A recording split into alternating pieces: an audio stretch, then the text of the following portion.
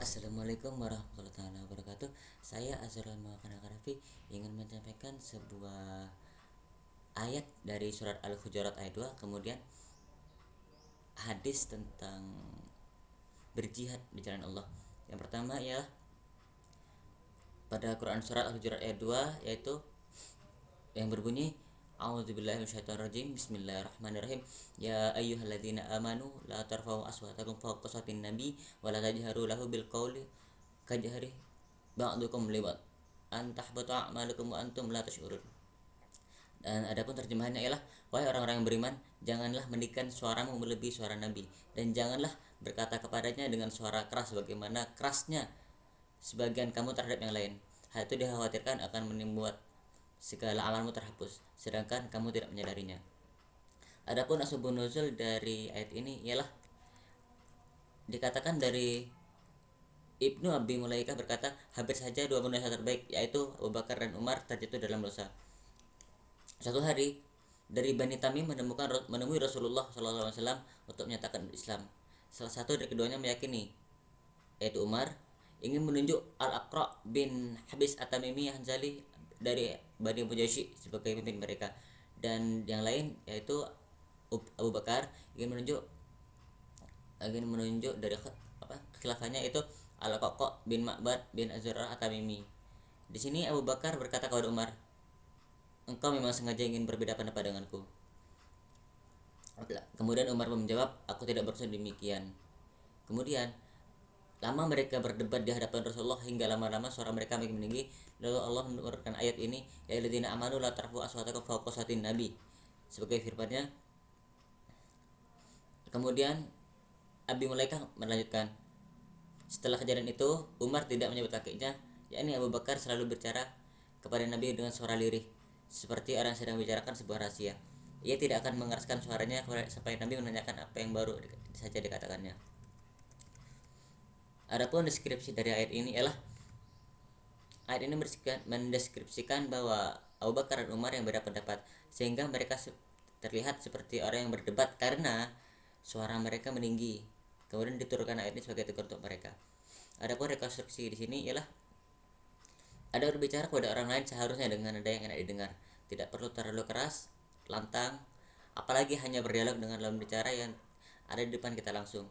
Kesimpulan dari ayat ini ialah, berdebat adalah hal yang wajar, namun di dalamnya kita harus tetap menjaga etika dan adab agar orang lain tidak salah paham akan apa yang kita sampaikan.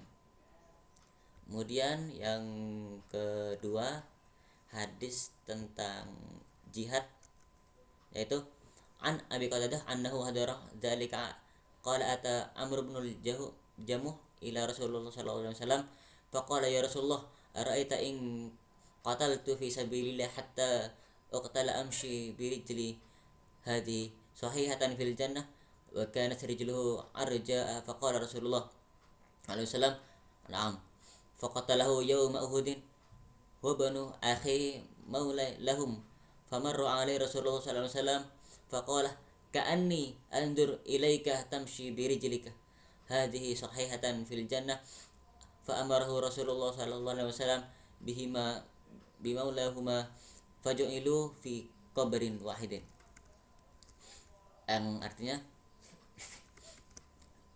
dari Abu Qatadah bahwa ia menghadirinya, bahwa ia berkata, Amr bin Al-Jamuh mendatangi Rasulullah sallallahu alaihi wasallam lalu berkata, wahai Rasulullah, bagaimana menurut baginda bila aku berjuang di jalan Allah hingga aku terbunuh? Apakah aku berjalan di surga dengan kakiku yang dalam keadaan normal?